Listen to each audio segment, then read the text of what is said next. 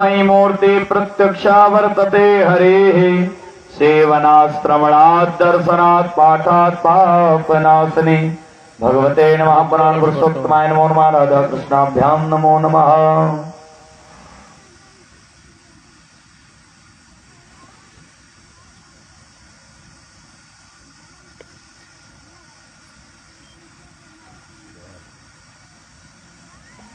पुष्पक शब्द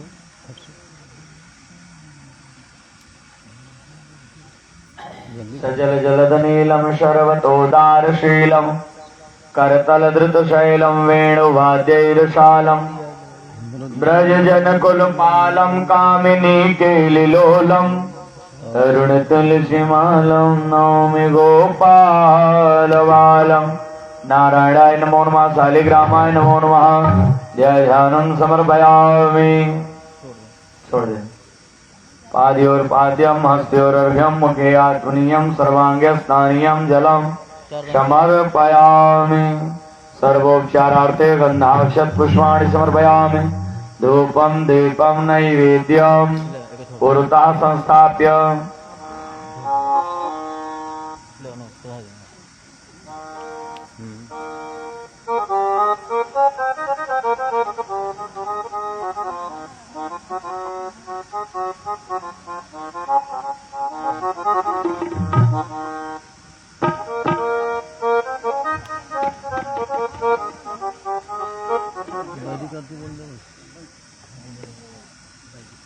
वैदिक आरती बोला तो शुरू करा। कथा ज़्यादा है, जल्दी करा भाई। कुछ इतना विलम्ब रहा था, जल्दी करा। ब्राह्मणो शमुखमासे बाहुराजन्याततः पुरोतदस्य जलवैश्यापद्भ्यागुं शूद्रो अजायत रूपमाग्राप्यं धूपान्ते दीपम्।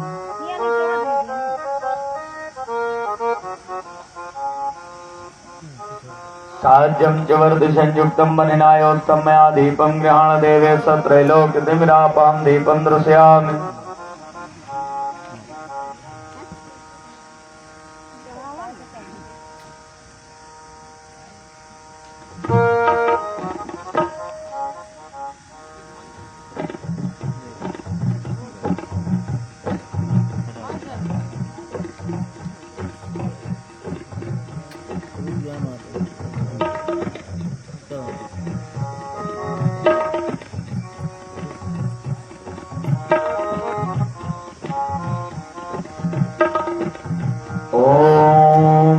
इदगुं अभिप्रजननं मे गुदशरीरगुं सर्वगणगं सस्तैयात्मसनिपृच्छासनि प्रसन्यलोकसनवयसनि अग्ने प्रजां बहुलां मे करोत्पन्नं पयोरेतोऽस्मासु धत्त। दीपं दर्शयामि। दीपान्त्याग्निं जलं समर्पयामि। नैवेद्यं शुभोजयामि।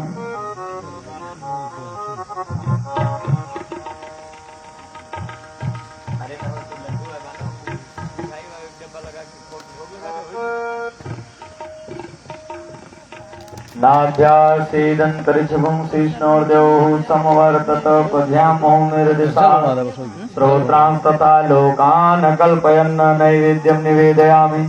नैवेद्यान्ते आचमनीयं जलं समर्पयामि। आरती मस्तक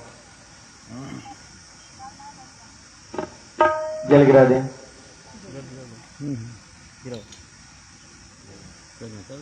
एक बार माला भगवान परिवार माला पहरा। माल्यादीन सुगंधीनि मालित्यादीनि वै प्रोम्यांतान् पुष्पाणि गृहाण परमेश्वर पुष्प पुष्पमालां समर्पयामि।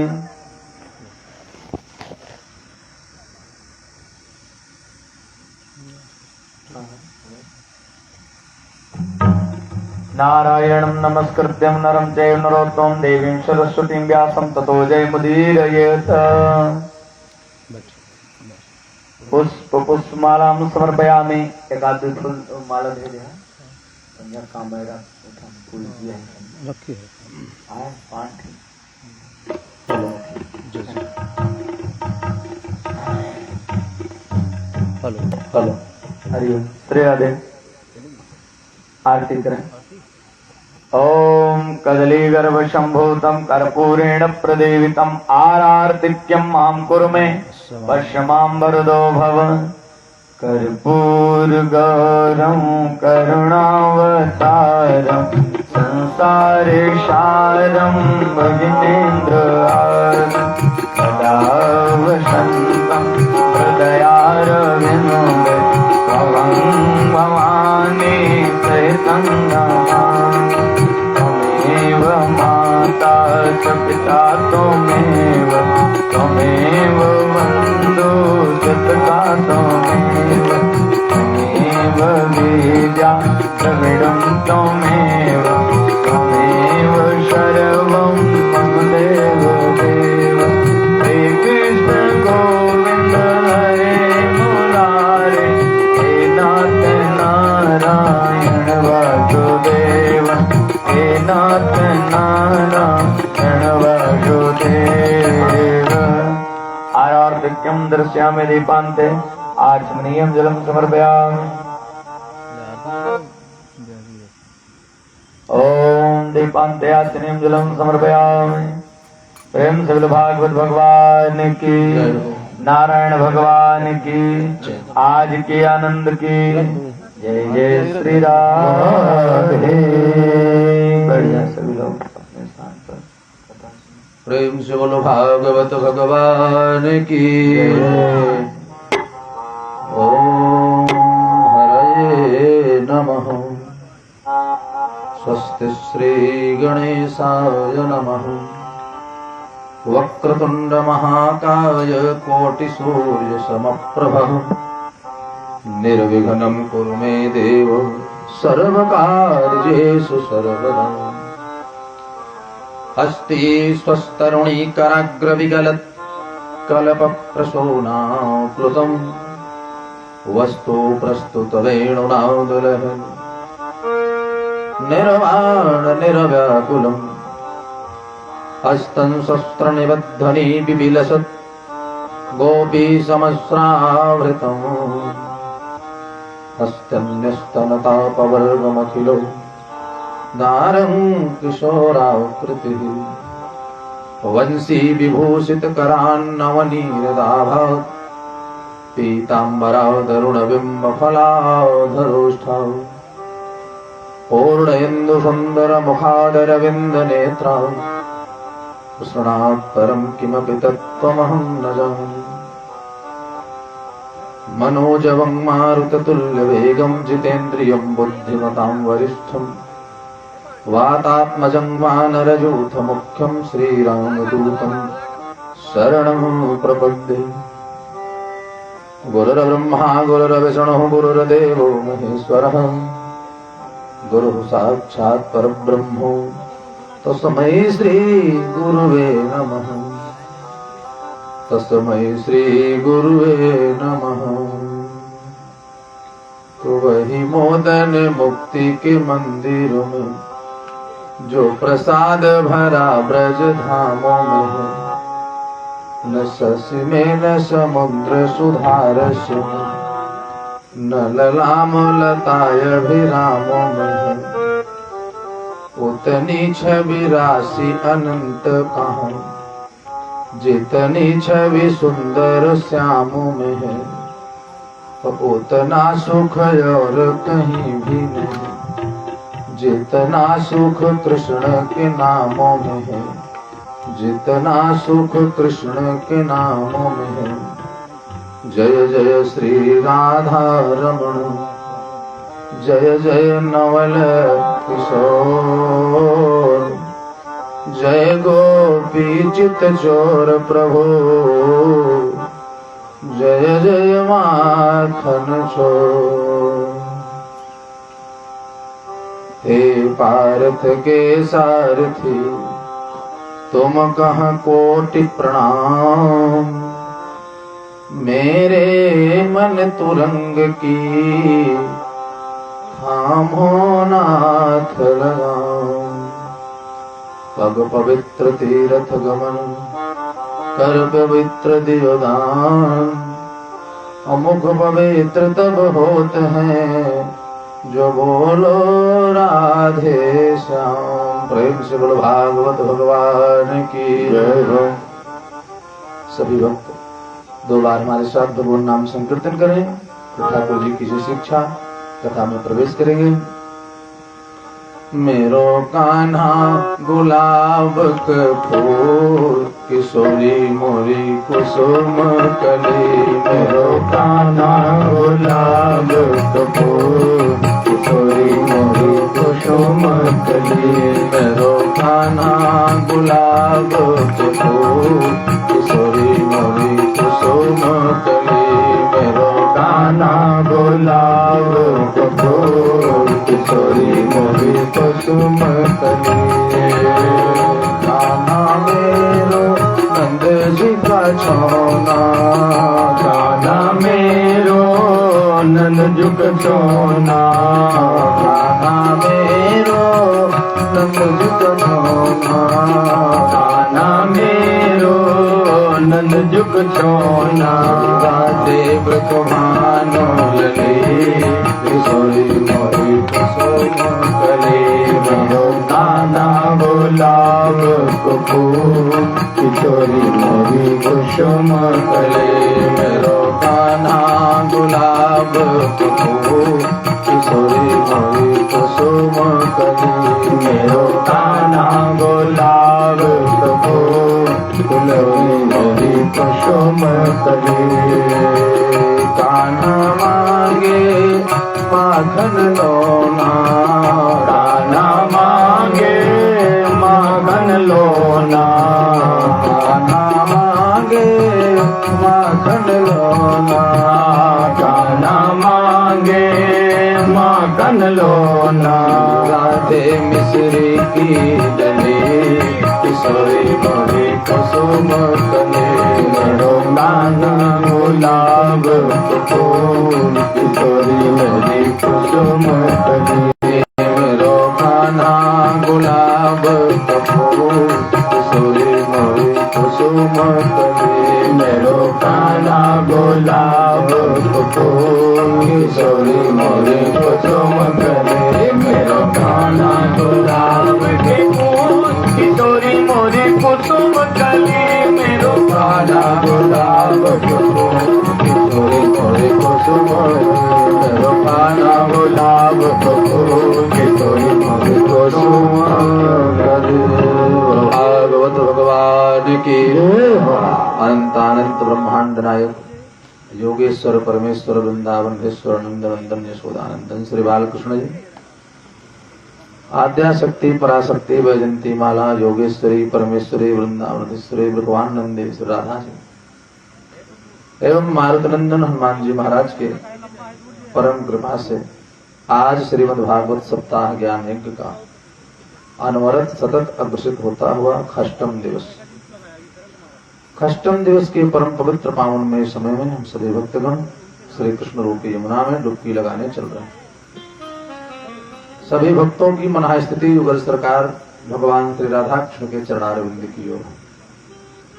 कल की कथा जहां पर विराम ठीक उसी की आगे कथा। सुखदेव जी कहते हैं राजा परीक्षित,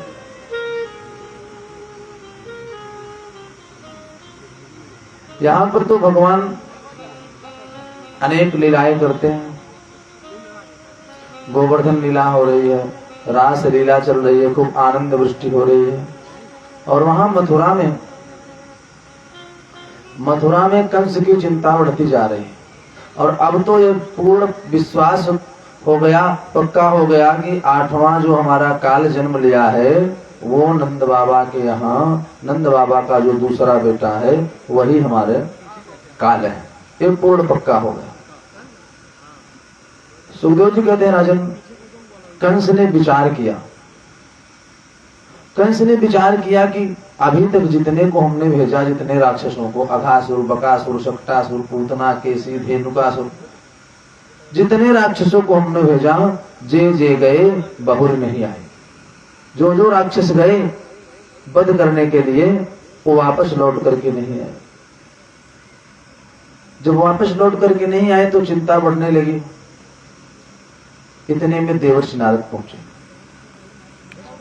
देवर्षि नारद पहुंचे और कहा कि महाराज अब मैं क्या बताऊं, आपकी चिंता हमसे देखी नहीं जा रही है। आपने जितने राक्षसों को भेजा सबका वध हो गया, कोई वापस लौट करके नहीं आया। अब मैं ये चाहता हूं कि आपके द्वारा उस ग्वाल बाल का वध हो जाए, ये मैं चाहता हूं। अब बहुत विलंब मत करिए। और हाँ, अब तक आपने जितने को भेजा सब दुष्ट ही गए, जितने राक्षस गए सब दुष्ट गए, क्रूर गए। अब ऐसे किसी व्यक्ति को भेजो जो अक्रूर हो, क्रूर न हो, और वहां मारना संभव नहीं है। एक विचार करके सुखदेव जी कहते राजा परीक्षित, कंस ने अक्रूर जी को बुलाया। अक्रूर जी को बुलाया और कहा कि आप जाओ कहां, गच्छ नंद ब्रजम तत्र सुतौवानक दुंदुभि, गच्छ नंद ब्रजम तत्र सुतौवानक दुंदुभि, आशासेषा विहानेन रथेनामयमाचिरम्। नंद जी के ब्रज में जाओ और वहां पर जो वसुदेव के दोनों पुत्र हैं बलराम और कृष्ण, उनको लेकर के आओ। वही तो हमारे 8वां काल के रूप में आए, जन्म लिए हैं। अक्रूर जी नहा कि वहां उनको ला करके क्या करेंगे आपको नहीं पता। यहाँ पर धनुष यज्ञ का आयोजन करेंगे और अपने चुपके से उनको मार देंगे। कहा अपने चुपके से मार देंगे। अक्रूर जी जाओ और हमारा रथ, तेज चलने वाला हमारा रथ लेकर के जाओ। सुखदेव जी कहते राजन, कंस ने यह बात जब अक्रूर जी को कही तो अक्रूर जी तो सोचा पहले मना कर दें, हम यह कार्य नहीं कर सकते। किसी के साथ विश्वासघात करना ये ठीक नहीं, लेकिन यदि हम मना कर देते हैं तो कंस दुष्ट है, हमारा ही वध कर देगा, इसलिए मना नहीं करेंगे। फिर अक्रूर जी सोचने लगे कि हम यहां से जाएंगे, भगवान को लेकर के आएंगे, रिश्ते में तो हमारे भतीजे लगते हैं, जब पहुंचेंगे तो हमारा यथोचित स्वागत होगा, खूब सम्मान करेंगे, हमको स्नेह करेंगे, इसी बहाने भगवान का दर्शन हो जाएगा। चलो इस दुष्ट की बात मान लेते। और भगवान की लीलाओं का आस्वादन करके उनके स्वरूप का ध्यान करके क्रूर जी रोने लगे। किं मया चरितम भद्रम किं तप्तम परमं तपः, किं दाप्याहरते नित्यम यद्रक्षम्यादि केशव। हमारे किस जन्म का पूर्ण उदय हुआ है, भगवान की कृपा प्राप्त हुई है कि मैं यहां से जाऊंगा तो केशव का हमको दर्शन हो जाएगा, भगवान का दर्शन हो जाएगा। अक्रूर जी ने सब विचार करके हाँ कर दिया। ठीक है, जैसी आपकी आज्ञा, आप कहते हैं तो चले जाएंगे। जाकर के लिवा लाएंगे। रात्रि भर निद्रा नहीं आई। अक्रूर जी ही सोचते रहे कि हम जाएंगे। अब वो तो नंद बाबा के यहाँ जन्म लिए, भले हमारे भतीजे लगते हैं, ना पहचाने तो नहीं, ऐसा नहीं हो सकता। मन में तमाम विचार आने लगे, पहचानेंगे, सरल हैं, स्नेह करते हैं, यही सब सोच करके पूरी रात्र बीत गई। प्रातः काल ब्रह्म मुहूर्त में उठे, संध्यावंदन पूजन किए, पहुंच गए प्रातः काल कहाँ, कंस के पास। कंस के पास पहुंचे, कंस ने सेवकों के द्वारा व्रत मंगवाया और अक्रूर जी को दिला दिया। लो, अक्रूर जी रथ लेकर के आरूढ़ हुए। अकेले ही चले, अकेले इसलिए चले कि वापसी में दोनों को लेकर के आना है। कंस ने कहा सुनो, नंद बाबा को भी निमंत्रण दे देना धनुष यज्ञ का, और सारे ब्रजवासियों को भी, सबको निमंत्रण दे करके और दोनों पुत्रों को रथ पर बिठा करके आदर के सहित लेकर के आओ। अब अक्रूर जी बैठ गए रथ पर, निकले, गोकुल के लिए यात्रा प्रारंभ कर दी। सुखदेव जी कहते राजा परीक्षित, रथ पर आरूढ़ तो अक्रूर जी हो गए, लेकिन मन कहाँ लगा है, भगवान के पास। मन स्थिति अपने कब्जे में नहीं, मन पूरा भगवान के चरणों में लग चुका है, और भगवान के स्वरूप का दर्शन भी अक्रूर जी को यहीं से हो रहा है। रथ पर केवल शरीर आरूढ़ है, मन तो भगवान के पास लग चुका है। और मन में अक्रूर जी विचार कर रहे हैं कि मैं जाऊंगा तो भगवान को देखूंगा कैसे। दृक्षामि नूनं सुकपोलनासिकां स्मितावलोकारुणकञ्जलोचनं मुखं मुकुन्दस्य गुडालकावृतं प्रदक्षिणं मे प्रचरन्ति वै मृगा। द्रक्षाम मैंने देखूंगा, नूनम मैंने निश्चित ही देखूंगा, ये विश्वास मन में बना करके कि मैं भगवान का दर्शन जरूर करूंगा। द्रक्षामि नूनम सुकपोल नासिकाम, सुंदर कपोल, इसको कपोल बोलते हैं मुख्य भाग को, सुकपोल नासिकाम, भगवान के सुंदर नासिका और कपोल का मैं दर्शन निश्चित ही करूंगा। वो कैसे दर्शन करूंगा? स्मितावलोकारुणकंजलोचनम, मुस्कुराते हुए भगवान के मुखमंडल का दर्शन करूंगा। और जब मैं भगवान के पास पहुंच जाऊंगा तो हमको स्नेह करते हुए, आदर से सम्मान करते हुए बुलाएंगे, बिठाएंगे, तो पहले पहुंचूंगा तो भगवान के चरणों में साष्टांग लेट जाऊंगा, और लेट जाऊंगा तो झुक करके भगवान हमको उठाएंगे। तो मुखम मुकुंदस्य गुडालकावृतम, जो मुकुंद भगवान का मुख है, गुडालका माने जो घुघराले बाल है, आगे की ओर आ जाएंगे, हमको उठाएंगे तो मंद मंद मुस्कान करते हुए जो स्वरूप होगा, मुखम मुकुंदस्य गुडालकावृतम प्रदक्षिणम में प्रचरन्ति वै मृगा, उनका दर्शन करूंगा। इतने में सुखदेव जी कहते, राजा परीक्षित शुभ संकेत मिल गया। हिरण का झुंड रथ के बगल से दौड़ता हुआ निकल पड़ा। जब निकल पड़ा तो अक्रूर जी समझ गए कि अब निश्चित ही भगवान का दर्शन होगा, क्योंकि शुभ संकेत हमको प्राप्त होने लगे। प्रदक्षिणम में प्रचरन्ति वै मृगा, मृग दौड़ते हुए रथ के बगल से निकल पड़े। अक्रूर जी रथ को आगे बढ़ाए, कुछ दूर चले थे, अब जो देहाभ्यास थोड़ा बहुत बचा है वो भी समाप्त हो गया। मन पूर्ण रूप से भगवान के लीलाओं में, स्वरूप में और गोकुल में जाकर के रम गया। घोड़े अपने आप चलते जा रहे हैं, अक्रूर जी केवल रथ पर बैठे हैं। अथावरूढ़ः पदीशयो रथात् प्रधान पुंसोश्चरणं स्वलब्धये धिया धृतं योगभिरप्यहं ध्रुवं नमश्चयाभ्यां च सखीन् बनौकशः। प्रातः काल चले थे, सूर्योदय नहीं हुआ था तब से। और सुखदेव जी कहते हैं, राजा परीक्षित भगवान के स्वरूप का ध्यान करते हुए चिंतन में इतने मग्न है कि सायंकाल सूर्य अस्ताचल की ओर जाने लगे, तब वो अक्रूर जी पहुंचे हैं नंद बाबा के यहाँ बरसाने में, यमुना जी के किनारे पहुंचे। सोचिए, गर्मी का समय था, प्रातः काल सूर्योदय से चले और सूर्यास्त होने को आया, तब पहुंचते हैं गोकुल, तब पहुंचे। गर्मी का समय, रथ में तेज चलने वाले घोड़े, अब दूरी कितनी होगी? मुश्किल से 10 किलोमीटर, ज्यादा से ज्यादा। गोकुल से मथुरा की दूरी 10 किलोमीटर, ज्यादा से ज्यादा। तेज चलने वाले घोड़े, गर्मी का समय, प्रातः काल से सायं हो। अक्रूर जी पहुंचे नहीं है। क्यों? क्योंकि शरीर और रथ के, घोड़े रथ कहीं चलते चले जा रहे हैं अपने आप, मन तो भगवान में जाकर के लग गया है। और ध्यान दीजिए, मन जब तक किसी वस्तु को देख नहीं रहा है, इंद्रियों का संचालन करता मन ही होता है। मन आपका नहीं लगा है और आप इंद्रियों से कार्य करते रहो तो देखते रहें आपको हम, और मन कहीं दूसरी जगह लगा है तो स्वरूप दिखाई नहीं देगा। तो मन तो जाकर के भगवान में लगा है। सूर्य अस्ताचल की ओर पहुंच गए, सायंकाल होने को आई।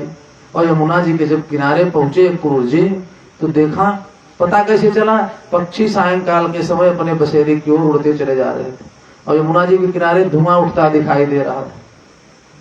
ऋषि संत सब यमुना जी के किनारे स्नान करके संध्या कर रहे थे, अग्निहोत्र हवन कर रहे थे, तो धुआं उठ रहा था। अक्रूर जी ने जब उस स्थिति को देखा, तब याद आया, अरे हम प्रातः काल चले थे और सायंकाल हो गया, पूरा दिन बीत गया। खगावासो बेता सलिल मोगाढ़ो मुनिजना प्रदीप्तो निर्भाति प्रविचरत भूमो मुनिवन। जब धुएं को देखा उठता हुआ, पक्षियों को देखा कि आकाश मंडल से अपने अपने बसेरे की ओर लौट करके पक्षी जा रहे हैं, तब अक्रूर जी ने सोचा, सुबह से हम चले थे और सायं हो गया। तब थोड़ा सा अपने को संभाले, अरे पूरा दिन बीत गया आते आते। जब अपने आप को संभाले तो सुखदेव जी कहते हैं, राजा परीक्षित यमुना जी की रेती पर निगाह पड़ी, और निगाह पड़ी तो क्या देखा? भगवान के चरण चिन्ह बने हुए हैं। भगवान कभी मृगचर पैर में चप्पल और चर्म नहीं पहने, नंगे पैर यमुना जी पर चले। जब तक गोकुल में रहे तब तक भगवान न तो सिला हुआ वस्त्र धारण किए हैं और न पैर में कुछ पहने, नंगे पैर चले। तो भगवान के चरणों में वज्रांकुश ध्वज सरोरुह आदि के चिन्ह बने हुए। उन चिन्हों को देखा क्रूर जी समझ गए कि हमारे परब्रह्म परमात्मा भगवान यहाँ पर पैदल चले हैं और मैं रथ पर होकर के चल रहा हूँ। सुखदेव जी कहते हैं राजा परीक्षित वही रथ पर, अक्रूर जी रथ से उतर गए। रथात तोरण, रथ से उतर गए। पदानि तस्याखिल लोकपालो किरीट जोष्टामल पादरेणु ददर्श गोष्ठे छित कौतुकानि विलक्षितान्याब्जयवांकुशाद्यै। अक्रूर जी उतर गए और चरण चिन्हों में लोटने लगे जमुना जी की रेती में कह करके, और लोट लोट करके उस धूलि को प्रणाम करने लगे और कहा कि जिस चरण चिन्ह का दर्शन करने के लिए बड़े बड़े महात्मा मुनि तपस्वी योगी ज्ञानी तरसते हैं, वही चरण चिन्ह भगवान का रेती में बना हुआ है और मैं दर्शन भी प्राप्त कर लिया तो अभागा हूं, रथ पर बैठ करके जा रहा हूं, रथ से कूद कर कुशाद्य दर्शन किया। और कुछ देर तक तो अक्रूर जी रोते हुए उन धूल में लौटते रहे और लौट लौट करके सुखदेव जी कहते राजा परीक्षित, गोकुल के एक एक कण को अक्रूर जी ने प्रणाम किया है और धन्यवाद देते हुए कि धन्य है आपकी तपस्या, जो तीनों लोकों का स्वामी नंगे पैर यहाँ टहल रहे हैं, आप सबके बीच आनंद प्राप्त हो रहा है। एक एक कण को, वृक्षों को, नंद बाबा को, भगवान को, यशोदा मैया को, सबको अक्रूर जी प्रणाम कर रहे हैं। जय जय राधे जय जय श्याम, जय जय राधे जय जय श्याम, जय जय श्री वृंदावन धाम, जय जय श्री वृंदावन धाम, जय जय राधे जय जय श्याम, जय जय राधे जय जय श्याम, जय जय श्री वृंदावन धाम, जय जय श्री वृंदावन धाम, जय नंद बाबा यशोदा माँ, जय नंद बाबा यशोदा माँ, जय नंद बाबा यशोदा माँ, जय नंद बाबा यशोदा माँ, जय जय श्री बलदाऊ भ्राता, जय जय श्री बलदाऊ भ्राता, जय गोवर्धन जय यमुना, जय गोवर्धन जय यमुना, हरि बिन कोई नहीं अपना, हरि बिन कोई नहीं अपना, जय जय राधे जय जय श्याम, जय जय राधे जय जय श्याम, जय जय श्री वृंदावन धाम, जय जय श्री वृंदावन धाम, जय गोवर्धन जय यमुना, जय गोवर्धन जय यमुना, हरि बिन कोई नहीं अपना, हरि बिन कोई नहीं अपना, हरि बिन कोई नहीं अपना, हरि बिन कोई नहीं अपना। एक एक कण को अक्रूर जी ने प्रणाम किया। ये करते करते एकदम सूर्य अस्ताचल की ओर चले गए। थोड़ा थोड़ा मुखमंडल दिखाई दे रहा था। अपने आप को थोड़ा सा संभाले और संभाल करके पुनः रथ पर आरूढ़ हुए। आरूढ़ होकर के पहुंचे कहा? नंद बाबा के द्वार पर पहुंच गए। जब नंद बाबा के द्वार पर पहुंचे तो क्या देखा? ददर्श रामम कृष्णम च व्रजे गोदोहनम गतौ पीत नीलांबरधरौ शरदांबरहेक्षणौ। ददर्शों ने देखा रामम कृष्णम च, बलराम और कृष्ण को यशोदा मैया दोनों हाथों से एक तरफ बलराम जी को एक तरफ कृष्ण को पकड़ करके लेकर के जा रही थी। कहा? ददर्श रामम कृष्णम च ब्रजे गोदोहनम गतौ। गोदोहन, गाय दोहन करने के लिए गौशाला की ओर। पीत नीलांबरधरौ शरदांबरहेक्षणौ। भगवान कृष्ण पीतांबर धारण किए हुए हैं और बलराम जी नीलांबर धारण किए। यह दृश्य जब देखा अक्रूर जी ने, भगवान का दर्शन किया। द्वार पर जैसे पहुंचे भगवान का दर्शन हुआ। अब की बार घोड़ों की लगाम छोड़ दिया और रथ से कूद पड़े।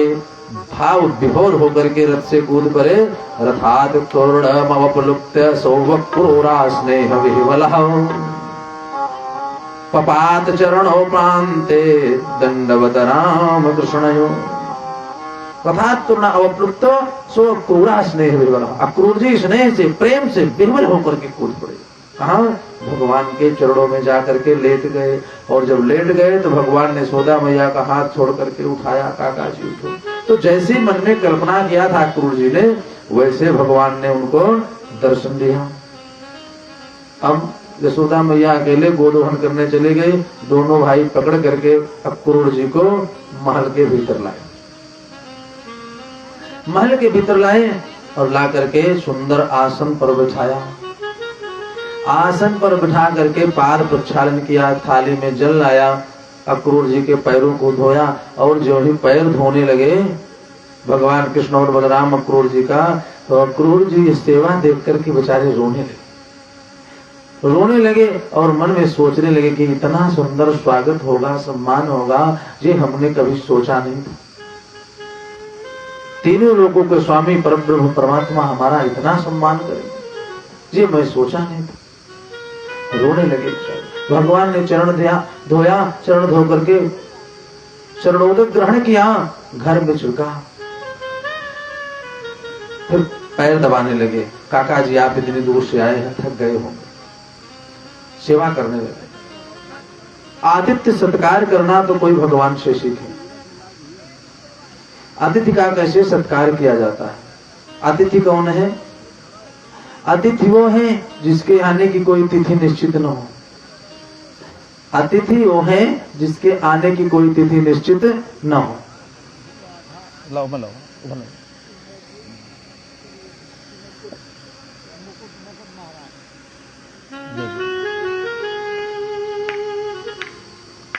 भक्तवत्सल भगवान की। आतिथ्य सत्कार कोई अक्रूर जी से सीखे। खूब आतिथ्य सत्कार किया। दोनों भाई पैर दबा रहे थे भगवान का।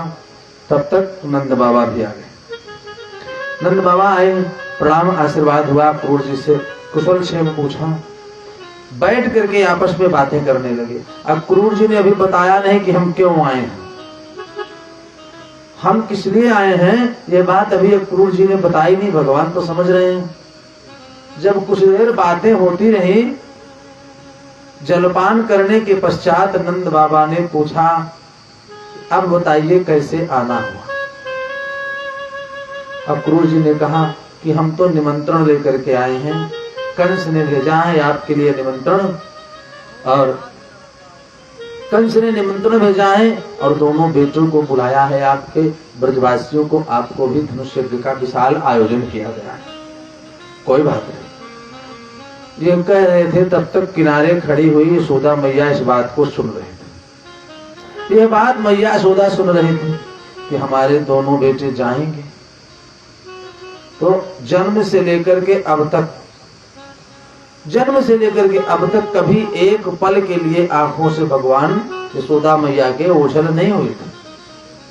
एक पल के लिए कभी आंखों से ओझल नहीं हुए थे। और जब सोचा कि 2 दिन के लिए चले जाएंगे, कल जाएंगे, परसों रहेंगे, नरसों लौट करके आएंगे, तब तो चिंता बढ़ने लगी, भगवान से दूरी होने की चिंता बढ़ने लगी। हमको छोड़ करके हमारा बेटा चला जाएगा, ये ठीक नहीं, हमको छोड़ करके चला जाएगा। इतने में भोजन प्रसाद करने का समय हो गया। अब भोजन करने का समय हो गया। सुखदेव जी कहते, राजा परीक्षित अक्रूर जी को भगवान लेकर के गए भोजन प्रसाद पवाने के लिए। और भोजन सामग्री को जब अक्रूर जी ने देखा, अनेक प्रकार के व्यंजन थे, लेह, भोज्य, चोष्य, पीत्य। भोजन में अनेक प्रकार के खाद्य सामग्री, चटनी, स्वाद लेने के लिए, पीने के लिए अनेक पदार्थ। भोजन प्रसाद अक्रूर जी कर रहे हैं, ग्रहण कर रहे हैं प्रसाद, और रोते चले जा रहे हैं। इतना स्वागत हमारा होगा, इतना सम्मान होगा, इतना हमसे स्नेह लोग करेंगे, ये मैं सोचा नहीं। इतना स्नेह करेंगे हमसे, ये तो हमने कल्पना नहीं की थी। हमने तो सिर्फ इतना कल्पना किया था कि जाऊंगा, हमें दर्शन मिल जाएगा, हमको प्रेम से बिठाएंगे, यही में हमारा जीवन धन्य हो जाएगा। आतिथ्य सत्कार पहले ऐसे होता, अक्रूर जी का जिस प्रकार से हुआ। और अक्रूर जी का नहीं, हम लोगों के यहाँ भी कोई अतिथि आ जाता था तो पहले इतनी संपन्नता नहीं थी, कितने न तो चारपाइयां उपलब्ध थी, न तो बिस्तर उपलब्ध थे। तो लोगों के यहाँ से जिसके यहाँ अधिक बिस्तर हो सब मांग करके लाते थे। अच्छा, बड़ी खुशी से लोग दे भी देते थे, अतिथि की सेवा होती थी। और आज सब संपन्नता होने के बाद भी आए हुए आगंतुक से अतिथि के पास बैठ करके बात करने का समय नहीं लोगों के पास। कितना समय बदलता जा रहा है। बैठ कर बात करने का समय नहीं, बैठ करके बात करने आदित्य सत्कार हो जाए। सोचिए, अपने सभ्यता, मर्यादा, परंपरा के दौर को भूलते चले जा रहे हैं। कैसे हमारा धर्म है, कैसे सत्कार करना चाहिए। सुखदेव जी कहते, राजा परीक्षित जब अक्रूर जी भोजन प्रसाद ग्रहण कर चुके, आ करके जो आसन पर विराजे विश्राम करने के लिए, तब दोनों भैया पुनः पैर दबाने लगे, पुनः सेवा करने लगे।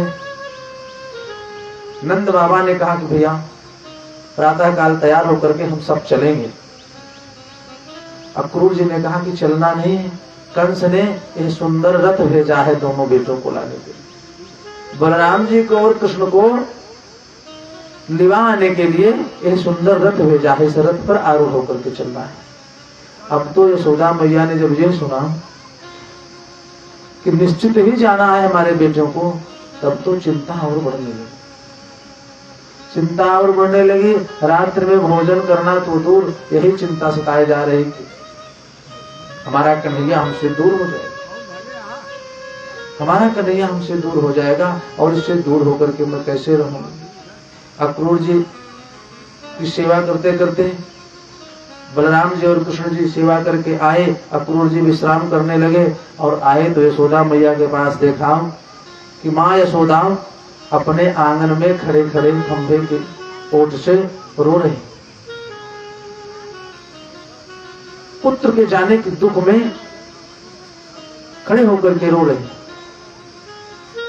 और उस पीड़ा जब देखा भगवान कृष्ण ने कि मैया रो रही है, समीप जाकर के कहा, मां मैं आपको छोड़ करके कहीं नहीं जाऊं, आपसे मैं अलग हो नहीं हो सकता, आप चिंता मत करो, मैं कल जाऊंगा, परसों वापस लौट करके चला जाऊं। एक ही दिन की तो बात है, ज्यादा दिन रुकने के लिए तो हो जा रहा, आप क्यों चिंता करते। यशोदा मैया ने कहा कि गोविंद, जो एक पल के लिए आपको कभी न छोड़ा हो, और आप कह रहे हैं कि एक दिन में जाऊंगा और दूसरे दिन वापस लौट करके आ जाऊंगा, ये संभव हो सकता है। भगवान ने कहा रो मत। चुप करा करके आए भगवान यशोदा मैया को लिवा करके, और जैसे ही बिस्तर पर लेटे, अब न भगवान को नींद आ रही है न यशोदा मैया को। भगवान ने सोचा कि यदि इस मोह में फंसे रहे, इस वात्सल्य प्रेम में फंसे रहे, तो आगे की पूरी लीला कैसे करेंगे, यहां से तो निकलना होगा। खूब समझाया यशोदा मैया को, समझा करके सुलाना चाहा, लेकिन माँ की तो चिंता वही कि सुबह हमसे अलग हो जाएंगे, रो रही। जैसे तैसे सुखदेव जी कहते राजा परीक्षित प्रातः काल हुआ।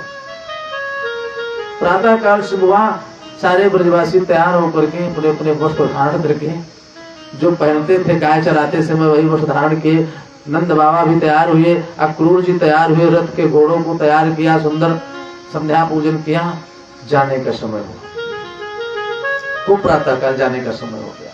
और ज्यों ज्यों जाने का समय नजदीक आता रहा, यशोदा मैया रो रही, उनकी चिंता और बढ़ती जा रही। अब कुछ देर बाद हमारा कान्हा हमसे दूर हो जाए। भगवान कृष्ण को तैयार कर रही हैं, तैयार करते समय भी रोते जा रहे हैं। और जब तैयार किया, दोनों पुत्र आगे रथ पर बैठने के लिए बढ़े। कुछ दूर बढ़े थे, यशोदा मैया दौड़ करके दोनों को फिर गले से लगा देते। कहा बेटा जाओगे धनुष यज्ञ देखने, वहां पर तुमको कौन पूछेगा कि तुमने कुछ खाया कि नहीं खाया। माखन मिश्री एक कपड़े में बांध करके दिया, लोग भूख लगे तो इसको खा ले। अक्रूर जी को समझाया, ले जा रहे हूं, दोनों बहुत भूखे हैं, कुछ खिला देना इनको, और ज्यादा दिन रुकना मत बेटा। आज जा रहे हो सके तो कल प्रातः काल चले आ, ज्यादा देर रुकना मत, नहीं मैं तुम्हारे बिना एक पल भी नहीं रह पाऊंगा। भगवान ने कहा मैया चिंता मत करो, घबराओ नहीं आप। अब ये संवाद चल ही रहा था, तब तक बात गोपियों को पता चल गई कि रथ लेकर के मथुरा से कोई आया है और बलराम जी को कृष्ण को लेकर के जा रहा है। सारी गोपियां राधा रानी सहित आकर के उसी रथ के सामने लेट गए। हमारे रहते आप इन दोनों को नहीं ले जा सकते, मैं नहीं जाने दूंगा। अब अक्रूर जी गोपियों को समझा रहे हैं, यशोदा मैया भगवान, दोनों तरफ संवाद चल रहा है। अक्रूर जी अपनी बात बता रहे हैं, नहीं नहीं इनको तो मैं ले जा रहा हूं, धनुष यज्ञ का आयोजन है, सब ब्रजवासी जा रहे हैं, वापस आ जाएंगे। अब गोपियां अक्रूर जी को कह रही हैं, अरे अक्रूर जी तुमको अक्रूर तुम्हारा नाम किसने रख दिया, तुम तो महाक्रूर हो। क्रूरस्तम क्रूर समाख्यस्मनम चक्षुरहि दत्तम हरसे बताज्ञवतुम ये नैकदेशे खिल सर्ग सौष्ठवम त्वदीय मद्राक्ष्मवयम मदुद्दिशः।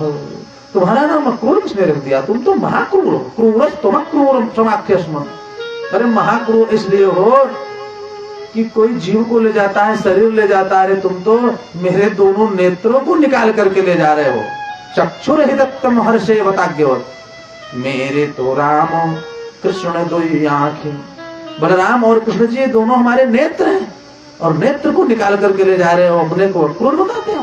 तुम्हारा नाम तो महाक्रूर होना चाहिए, हमारे रहते इनको नहीं ले जा सकते।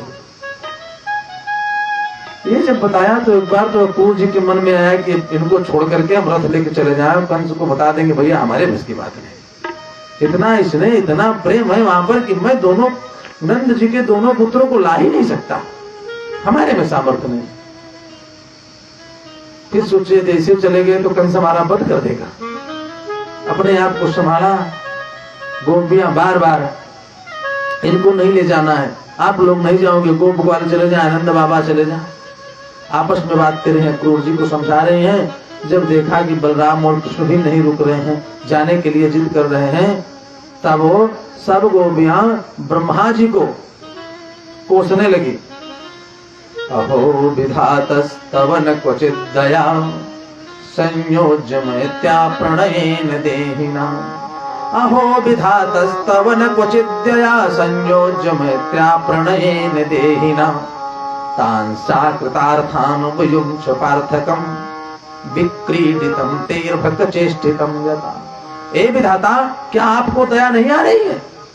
गोपियां कहने लगी ब्रह्मा जी को, विधाता अहो विधातस्तव न क्वचित् दया, ब्रह्मा जी आपको थोड़ी सी दया नहीं आ रही है? संयोज्यमत्या प्रणयेन देहिना, पहले तो तुमने प्रेम को बढ़ाया, जब हमारा स्नेह प्रेम भक्ति सब पुष्ट हो गई, भगवान के चरणों में लग गई, तो इनको ले जा रहे हो। अरे जैसे कोई बच्चा हो और मिट्टी का खिलौना बनाए, उससे अधिक प्रेम करे, और खेलते खेलते जब उसका मन भर जाए तो विक्रीडितम तेर्भक्तचेष्टितं यथा, उसको तोड़ करके फेंक दे। ठीक उसी प्रकार से ब्रह्मा जी तुमने हमको खिलौना समझ रखा है, अहो विधातस्तव न कुचित दिया, तुमको थोड़ी सी दया नहीं आ रही है? ये क्या नियम है तुम्हारा? गोपियां इधर अब क्रूर जी को उलाहना दे रहे, नहीं जाना है। तब तक भगवान कृष्ण यशोदा मैया को समझाते थोड़ा सा और आगे आए, मैया से विदा लिया और जल्दी रथ पर बैठे।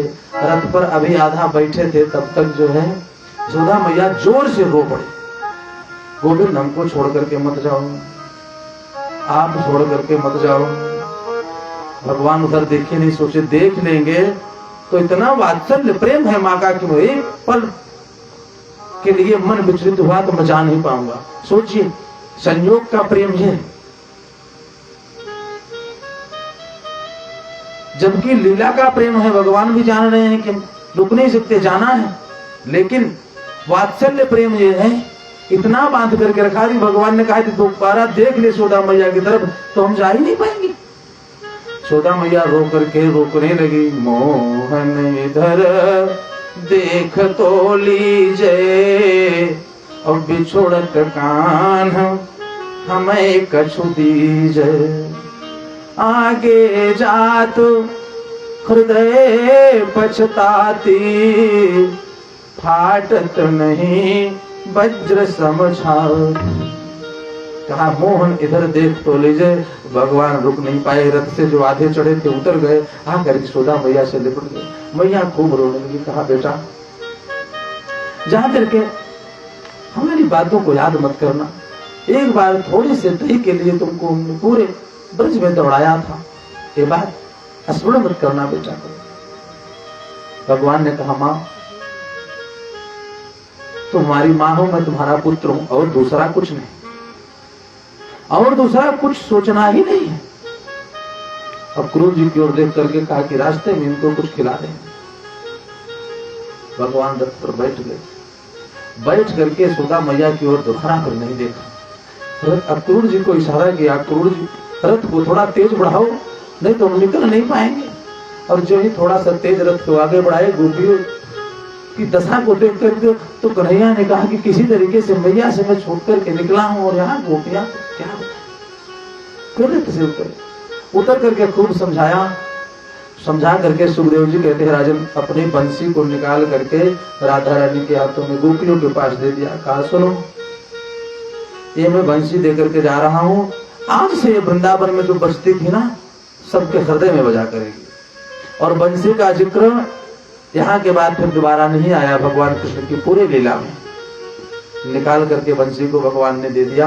कहा ए तुम्हारे हृदय में बजा करेगी जब तक मैं नहीं आऊंगा, और क्यों चिंता करते हो, आज जा रहा हूं, कल धनुष के परसों में वापस आ जाऊंगा, अब चिंता नहीं करना। सुखदेव जी कहते हैं राजा परीक्षित गोपियां मान नहीं रही थी, और भगवान समझा बुझा करके किसी तरीके से बहलाए, और बहला करके रथ पर आरूढ़ हो गए, रथ पर बैठ गए। अब क्रूर जी को कहा कि तेज रथ चलाओ। थोड़ी दूर रथ आगे बढ़ा, अब भी मन में विश्वास है यशोदा मैया को, गोपियों को, कि हो सकता है भगवान वापस आ जाए, लौट आवे। रथ आगे बढ़ता चला जा रहा है, परंतु सुखदेव जी कहते हैं थोड़ी दूर रथ बढ़ा आगे, गोपियों को जब ये मन में थोड़ा थोड़ा विश्वास हुआ कि अब नहीं लौटेंगे, तो जोर से, अभी तक तो थोड़ा लज्जा करती थी, सब ब्रजवासी थे, नंद बाबा थे तो समझा ही रहे थे, लेकिन अब जो है जब रथ आगे थोड़ी दूर बढ़ा तो सब छोड़ करके चिल्ला करके जोर से बुलाने लगे, एवं ब्रुवाणा बिरहा तुराभिसम ब्रज स्त्रियः कृष्ण गृहीत मानसा आजगमुरन्यो न मलक्षितोद्यमा विसिञ्च लज्जारुरुधो स्म सुस्वरम् गोविंद दामोदर माधवेति। लोक लज्जा को छोड़ करके रथ के पीछे दौड़ पड़े, गोविंद हमको छोड़ करके मत जाओ, हे दामोदर हे माधव हमको छोड़ करके आप मत जाओ। भगवान ने क्रूर जी को कहा ये सब लीला मत देखो भैया, रथ आगे की ओर बढ़ाओ, यदि अभी इस मोह में फंसे तो हम निकल नहीं पाएंगे। रथ आगे बढ़ता चला जा रहा है और गोपियां खड़ी होकर के रो रही हैं। तेरी अखियां हैं जादू भरी, बिहारी में तो कब से खड़ी तेरी अखियाँ है जादू भरी बिहारी मैं कब से खड़ी तेरी अखियाँ है जादू भरी बिहारी मैं तो कब से खड़ी तेरी अखियाँ है जादू भरी बिहारी मैं कब से खड़ी सुन ले वो मेरे श्याम सलोना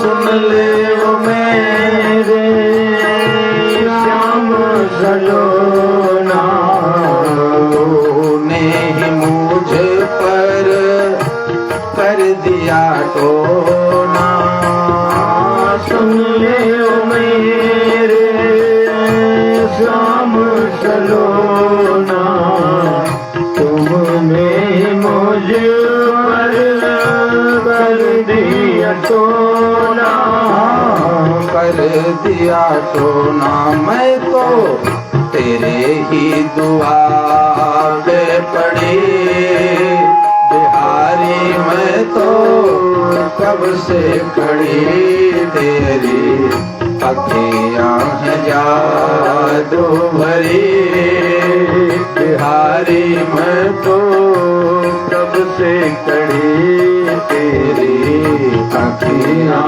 हैं जादू भरी बिहारी यू मैं कब से खड़ी कृपा करो हरि दास के स्वामी कृपा करो हरि दास के स्वामी बाके बिहारी अंतर्यामी कृपा करो हरि दास के स्वामी वहाँ के बिहारी अंतर्यामी हाँ अंतर्यामी मेरी टूटे ना भजन की लड़ी बिहारी मैं तो कब से खड़ी तेरी अखियाँ है जादू भरी बिहारी मैं तो कब से खड़ी तेरी अखियाँ है जादू भरी बिहारी मैं कब से खड़ी। रथ आगे की ओर बढ़ता चला जा रहा है और जब तक रथ की ध्वजा दिखाई देती रही मन में विश्वास गोपियों के बना था हो सकता है अब लौट आऊं जब ध्वजा भी दिखाई देना बंद हो गई सुखदेव जी कहते हैं राजा परीक्षित गोपियां हताश उदास होकर के वापस घर की ओर लौटती हैं परंतु एक बात का विश्वास मन में बना है गोविंद परसों की कह के गए भगवान परसों की कह के गए हैं आज जा रहे हैं कल की ही तो बात है किसी तरीके से मैं बिता लूंगी परसों गोविंद आ जाएंगे आने किसी तरीके से भगवान यहाँ से निकले रास्ते में पहुंचे कहा जमुना जी के पास जमुना जी के पास पहुंचे तो अक्रूर जी के मन में थोड़ा संदेह हुआ बताइए वहां तो चल रहे हैं धनुष यज्ञ का आयोजन है युद्ध भी करना पड़ेगा पता नहीं कितने दिन युद्ध चले और इतने जल्दी भूखे हो गए माखन मिश्री लेकर के आए हैं तो कैसे लड़ेंगे मन में कुछ संशय होने लगा यमुना जी के किनारे पहुंचे प्रातः काल तैयार हुए हैं और निकलते निकलते दोपहर हो गया जब यमुना जी के किनारे पहुंचे तो अक्रूर जी ने सोचा कि दोपहर काल हो गया है संध्या बंदन करने रथ को खड़ा किया संशय मन में लेकर के सोचे स्नान कर लेते हैं और यमुना जी के किनारे संध्या बंदन कर ले पूजन कर ले उसके बाद चले और जो ही अक्रूर जी रथ से उतर करके यमुना जी में स्नान करने के लिए गए डुबकी यमुना जी में लगाए तो क्या देखा कि रथ पर बैठे दोनों भैया यमुना जी के अंदर यमुना जी के अंदर दोनों भाई रथ में दर्शन कर प्राप्त हो गया क्रूर जी को। तो इनको तो मैं ऊपर छोड़ा था, यहाँ कहा। और जो ऊपर निकले डुबकी लगा करके जो ही जल से ऊपर निकले देखा तो दोनों भैया बैठे और फिर डुबकी लगाई तो रथ सहित दोनों भैया फिर जमुना जी में। फिर जब ऊपर निकले तो वहीं जल में खड़े खड़े हाथ जोड़े, हे भगवान जो संदेह हुआ था वो गलत हो गया था हमको। सत्य तो है कि न तो उसमें हंग अखिल हेतु हे तुम और मया पौर समाधिमप्ययम जन्याभिजातादरविंद कोशात् ब्रह्मा विरासी जतये स्वलोक। ब्रह्मादि सारे देवताओं में और संपूर्ण जगत में आप समान रूप से गोविंद व्याप्त हैं। जल में जाने की जरूरत नहीं, मैं जान गया आपको मैं जान गया। जो संदेह था वो दूर हो गया। संध्या पूजन किए, रथ पर बैठे। सुखदेव जी कहते हैं राजा परीक्षित रथ के समीप रथ को रोका और जब भगवान उतरने लगे तो क्रूर जी रोने लगे। कहा हमारे घर पर चलो, हमारी कुटिया में चलो। भगवान ने कहा अभी समय नहीं, हम आएंगे आपके यहाँ। अभी बहुत लीला करनी है, अभी तो लीला प्रारंभ नहीं हुई। अब क्रूर जी भगवान और बलराम को छोड़ करके मथुरा के बगीचे में प्रणाम किया और कंस के पास जाकर के बता दिए मैं ले आया हूं। बलराम और कृष्ण को बगीचे में स्थान दे दिया है, तो बता करके चले। और जब मथुरा के बगीचे में पहुंचे, समय था अभी, सब गोप ग्वाल अपनी मंडली के साथ भगवान मिल गए। तो कन्हैया ने नंद बाबा के पास जाकर के कहा। अब गोप ग्वालों ने कहा कि इतनी सुंदर नगरी है तुम्हारे मामा की, इसको घुमाओगे नहीं? भगवान ने कहा बिल्कुल घुमाएंगे, क्यों नहीं घुमाएंगे। नंद बाबा के पास पहुंचे, कहा बाबा यदि आपकी आज्ञा हो तो मामा जी का गांव घूम करके हम चले आए। नंद बाबा ने कहा कि बेटा ये अपना ब्रज नहीं, ये गोकुल नहीं, यहाँ पर बड़े बड़े राजा रहते हैं और देख लेंगे तुमको तो बहुत मारेंगे और तुम शिकायत करोगे जरूर, बदमाशी करोगे जरूर। भगवान ने कहा मैं कोई बदमाशी नहीं करूंगा, चुपचाप यहाँ से जाऊंगा शांति पूर्वक और मथुरा को देख करके वापस आपके पास चला आऊंगा। बलराम जी की ओर देख करके नंद बाबा ने कहा तुम्हारी जिम्मेदारी पर मैं इसको सबको जाने देता हूँ, श्रेष्ठ हो तुम, जाओ और घूम करके शांति से जल्दी चले आ। नंद बाबा से आज्ञा लेकर के भगवान मथुरा का भ्रमण करने के लिए निकले। कंस ने सारे मथुरा वासियों को सचेत किया है कोई मिलने नहीं जाएगा नंद बाबा से, ब्रजवासियों से, नंद के दोनों बच्चों से कोई मिलने नहीं जा सकता, कोई स्वागत नहीं करेगा। ऐसा करते कोई मिला तो उसको मृत्यु दंड प्राप्त हो जाएगा। जब मथुरा में रहने वाले जीव सबको पता चला, मथुरा के स्त्रियों को पता चला भगवान के दर्शन की इच्छा से, तो सब लोग अपने अपने अट्टालिका पर चढ़ करके प्रतीक्षा करने लगे, इधर से निकलेंगे तो हम दर्शन कर लेंगे। अब परिवेश तो भगवान का वैसे था जो गाय चराने वाला एक लंगोटे पहने लपेटे वस्त्र। थोड़ा सा आगे बढ़े जब भगवान, तो गोप ग्वालों ने, श्री राम आदि सखाओं ने कहा कि कन्हैया यहाँ सब लोग सुंदर वस्त्र धारण किए हैं, हम लोगों का वस्त्र थोड़ा ठीक नहीं लग रहा है। आगे जब थोड़ा बढ़े तो देखा कि धोबियों का समूह कपड़ा धो रहा था। एक धोबी के पास जाकर के भगवान ने कहा मामा जी प्रणाम। अब अक्सर ननिहाल में जाओ तो जितने लोग मिले सब मामे लगते, कहा मामा जी प्रणाम। तो तिरछी निगाह से धोबी ने देखा, अब देख करके कहा जंगल में गाय चराने वाले ग्वाल बाल, तुम्हें क्या पता मामा जी प्रणाम, मुझे पता है तुम कितने दिन के मेहमान हो। कन्हैया ने कहा कि मामा जी हमारी इच्छा थी कि हम लोग ऐसा वस्त्र कभी पहने नहीं, यदि आप दे देते पहन लेते, अब घूम करके आएंगे आपको हम वापस कर देंगे बस। इतने में वो धोबी लगा गालियां देने। सुखदेव जी कहते राजा परीक्षित जब गालियां देने लगा तो भगवान ने बलराम जी की ओर देखा और बलराम जी ने इशारा कर दिया, रजकम कंचिताकारम रंग रजतम कंचिताकारम रंगकारम गदाग्रजः। एक चाटा खींच करके सिर हकायातपात की, भगवान ने खींच करके एक चाटा मारा, सर धड़ से अलग हो गया। और जो सर अलग हो गया तो जितने और धोबी थे वो सब भगे छोड़ करके। अब यहाँ तो नंद बाबा ने कहा कि झगड़ा लड़ाई मत करना, और पहुंचते पहले 302 कर दिए। आप जब सब धोबी भग गए तो एक एक वस्त्र गट्ठर से निकाल करके भगवान सारे गोप वालों को बांट दिए। तो सब छोटे छोटे कुछ उनसे बड़े, और वस्त्र तो राजाओं का था, वस्त्र तो राजाओं का था, वहां पर बांट दिए और सब लोग ने पहन लिया। जब वस्त्र पहन लिया तो कोई नाप होती नहीं, रास्ते में चले तो बिना झाड़ू के सड़क सफा होने लगी। बड़े बड़े वस्त्र। सुखदेव जी कहते राजा परीक्षित, भगवान रास्ते से निकले और दर्जी के पास गए। दर्जी के पास गए तो दर्जी ने कहा देखो हम बाहर नहीं आ सकते, आप लोग आओ अंदर और एक एक वस्त्र आपका ठीक करके मैं दे देता हूं, एक एक वस्त्र ठीक करके दे दूंगा। वस्त्र को ठीक करके सबका बढ़िया नाप का बना